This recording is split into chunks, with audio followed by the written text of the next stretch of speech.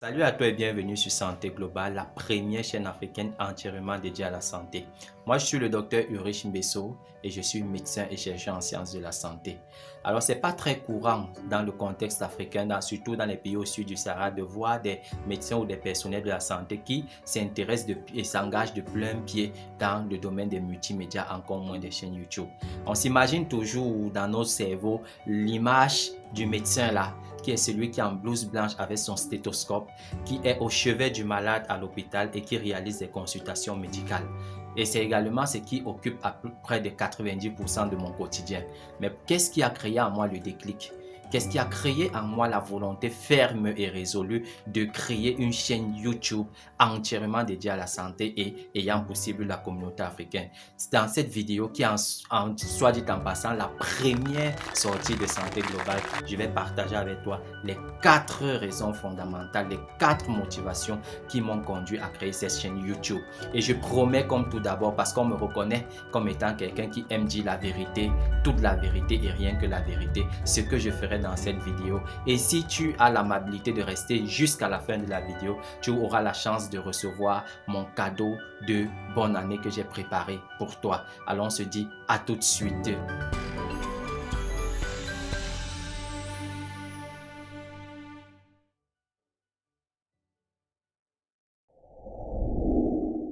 À l'entame de cette vidéo, je t'ai dit que j'allais partager avec toi les 4 principales raisons qui m'ont conduit à créer cette chaîne YouTube. Alors pour commencer, la première raison, c'est que en fait l'Afrique se porte mal au niveau de sa santé.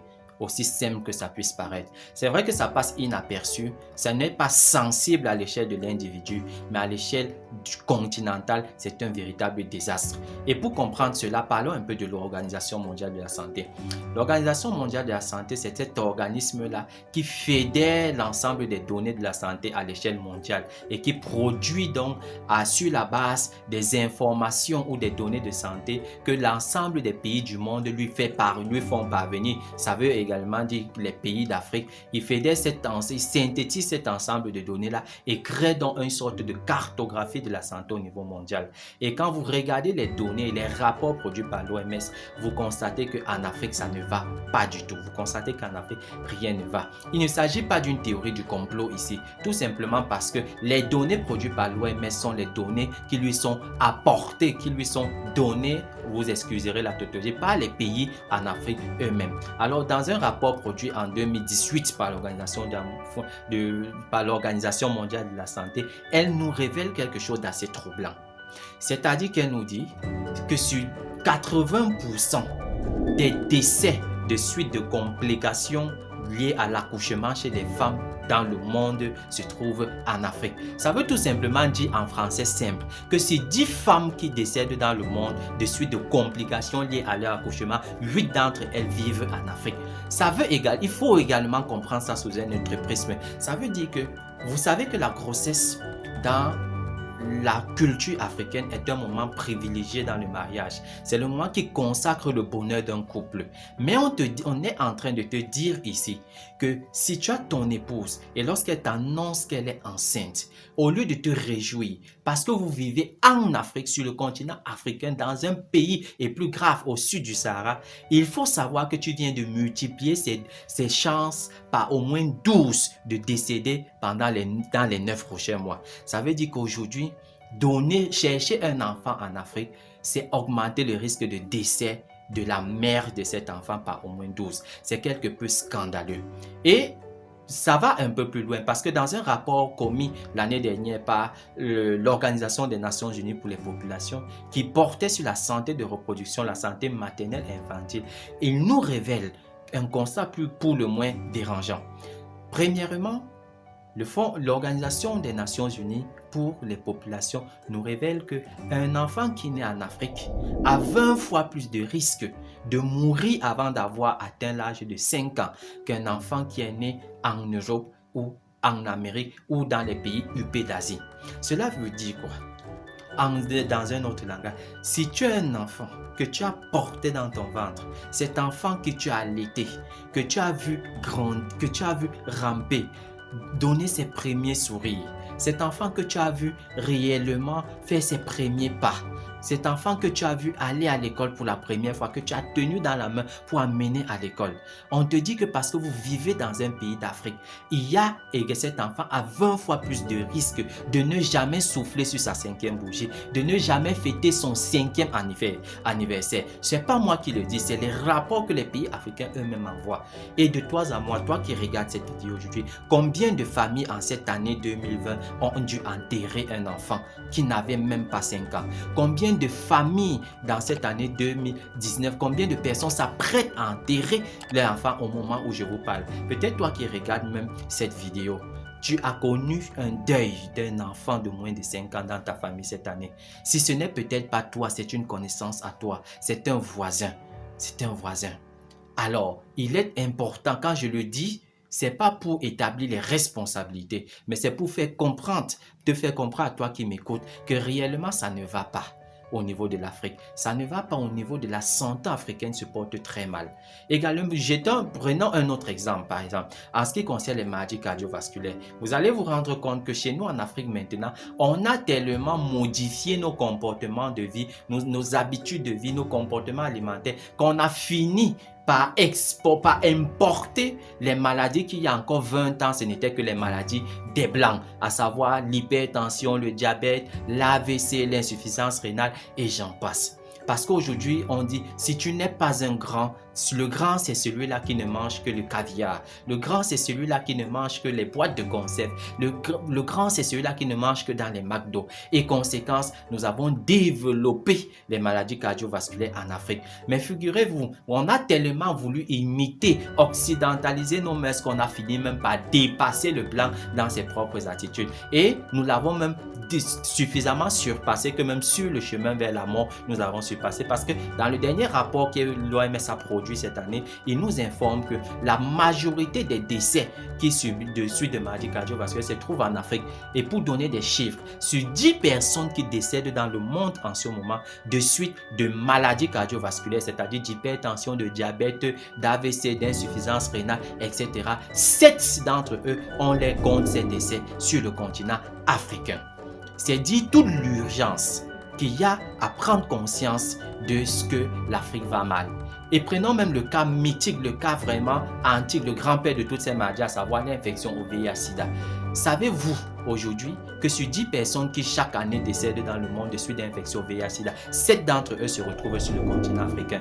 Alors quand je le dis et je le répète encore, c'est pas pour établir les responsabilités, c'est pas pour pointer du doigt des culpabilités etc. Mais c'est tout simplement pour que tu prennes conscience qu'actuellement, à l'échelle de l'Afrique, ça ne va pas. Si peut-être tu n'as pas encore dans ta famille un cas, et c'est même difficile en ce moment parce que pratiquement chacun d'entre nous, moi c'est le cas, peut-être toi également c'est le cas. Tu dois avoir au moins une personne dans ta famille qui souffre d'hypertension artérielle. Tu dois avoir au moins une personne dans ta famille qui a au moins déjà fait l'AVC. Peut-être tu as au moins une personne dans ta famille qui peut-être souffre d'insuffisance rénale. Tu as une femme dans ta famille qui est également enceinte et peut-être en âge d'accoucher. Et doit-on comprendre que l'Afrique serait devenue une sorte de pré-morgue, un véritable mouroir? Mais c'est pour attirer l'attention pour dire que les indicateurs de santé en Afrique sont au rouge et l'Afrique va vraiment mal. Et donc la première raison très bouleversante qui m'a troublé et qui m'a décidé d'inverser cet état des choses, c'était de prendre conscience de manière premium que l'état de santé en Afrique, ça n'allait pas du tout. La deuxième raison pour laquelle j'ai décidé de créer cette chaîne Santé Globale, c'est tout simplement découle du premier constat. Sachant que l'Afrique se porte très mal, il est donc plus qu'urgent que chacun d'entre nous s'investisse pour redonner à la santé la priorité absolue dans nos vies. Parce que là, il ne s'agit pas d'une question fantaisiste, mais c'est bel et bien une question de vie ou de mort. C'est tout simplement, autrement dit, de faire un choix. Quel choix fais-tu, toi qui regardes cette vidéo aujourd'hui, entre, premièrement, grandir, être responsable, te marier, faire des enfants, les voir grandir, les voir avoir leur premier diplôme, les voir exceller à l'école, les voir se marier, les voir également te donner des petits-fils et autres. Parce que pour pouvoir vivre toute cette expérience heureuse de bonheur, il faut préalablement être en santé. Il faut non se mettre en santé, mais il faut vivre suffisamment longtemps pour voir ses petits-fils et ses arrière-petits-fils. Ou tu fais plutôt le choix de fumer à volonté, de devenir carrément une cheminée. C'est-à-dire que pour toi, un bâton de cigarette allume l'autre. Tu fais le choix de passer ta vie dans l'alcool. Parce qu'il y a des personnes en Afrique, sérieusement, dans nos pays, lorsqu'il entre dans un bar, s'il ne prend pas au moins un demi-casier, il n'a rien fait. Il estime qu'il n'a pas du tout bu. Il y a des personnes qui ont tellement bu de l'alcool que leur sang a fini par diluer cet alcool-là. Alors, ou tu fais le choix de l'alcool, ou tu fais le choix d'être une cheminée de cigarettes, ou tu fais le choix de vagabonder, ou tu fais le choix également je ne sais pas, de te livrer à des comportements très dangereux et également tu t'exposes à mourir plus jeune. C'est tout simplement ce choix-là qu'il faut faire.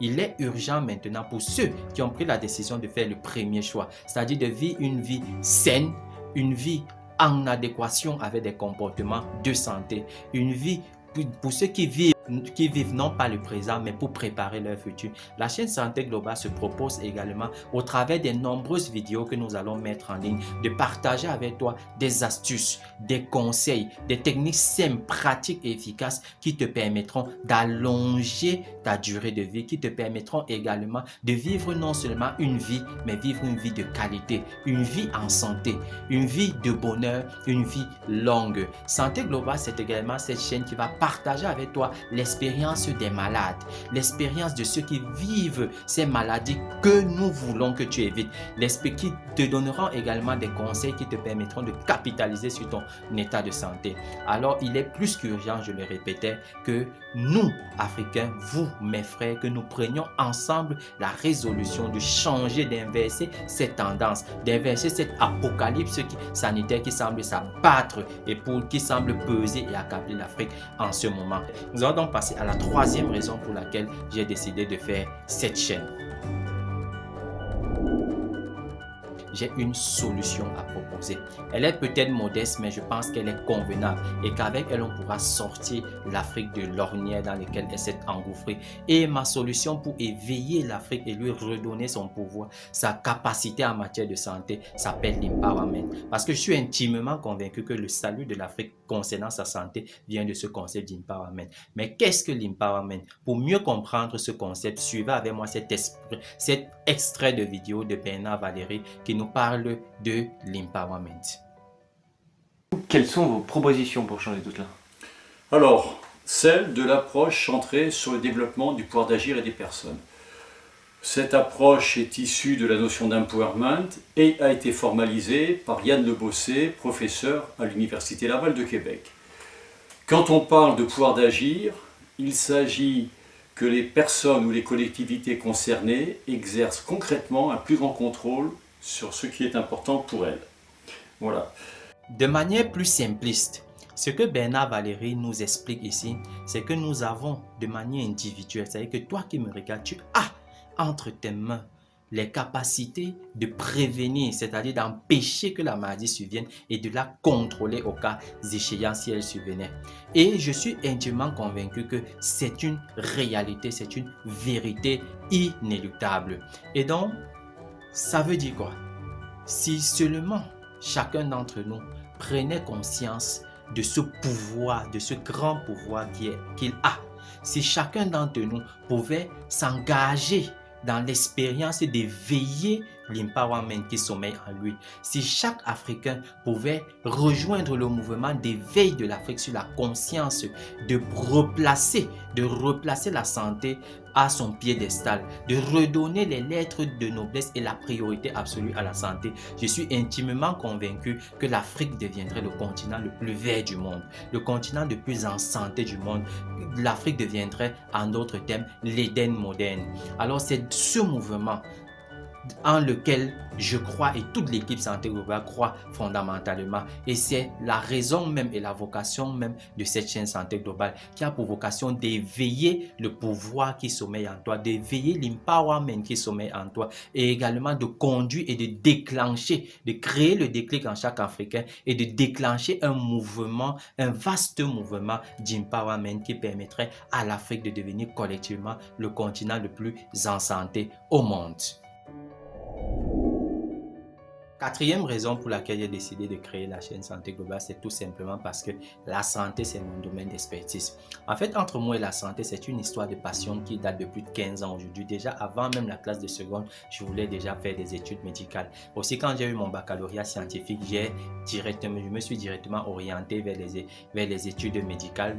Bien heureusement, j'ai passé le concours de la faculté de médecine et j'exerce ce métier à plein temps depuis plusieurs années aujourd'hui.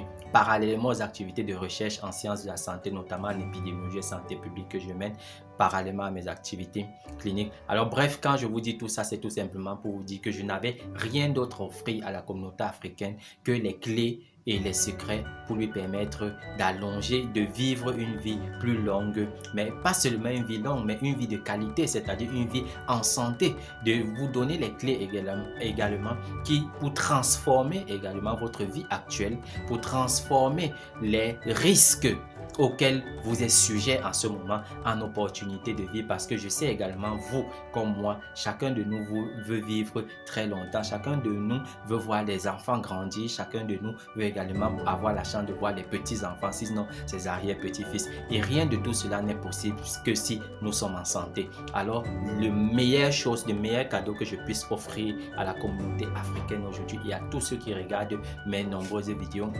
c'est également ce capital santé là, les clés pour l'entretenir, les clés pour éviter les maladies et les clés au cas où la maladie survient, comment gérer tout cela. Alors nous sommes arrivés au terme de cette vidéo et comme je vous ai promis à l'entame de la vidéo, j'ai un cadeau, mon cadeau de bonne année pour vous. Alors j'espère, soit dit en passant, que vous avez, en faisant votre bilan de l'année 2020, vous avez également pensé à faire votre bilan de santé de l'année 2020, parce que ce que je vais vous offrir comme cadeau, c'est tout simplement ceci, c'est mon petit livret qu'on appelle la panacée du corps et de l'esprit. Alors pour la petite histoire, la panacée, c'est tout simplement ce remède universel antique de la mythologie qui avait comme vocation de guérir tous les maux, aussi bien physiques que mentaux, que spirituels, que sociaux et autres. Alors dans ce petit livret qui est un livret très intéressant, ça c'est les commentaires de tous ceux qui ont pu lire déjà ce livre, parce que tous ceux qui l'ont lu disent seulement waouh, c'est un livre très intéressant. Il est de lecture rapide, en moins de 40 minutes vous avez lu, et dans lequel j'ai mis toutes les recettes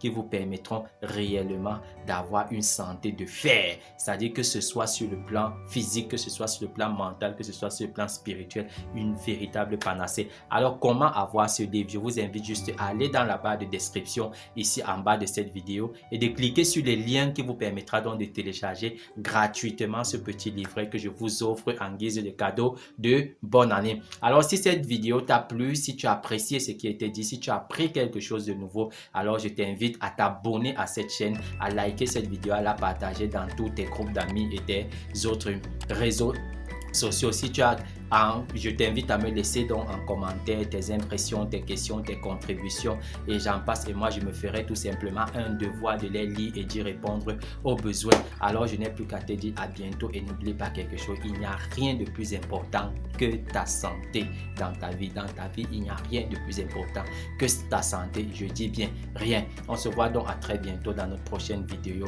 et surtout abonne-toi à Santé Globale, la première chaîne africaine entièrement dédiée à la santé.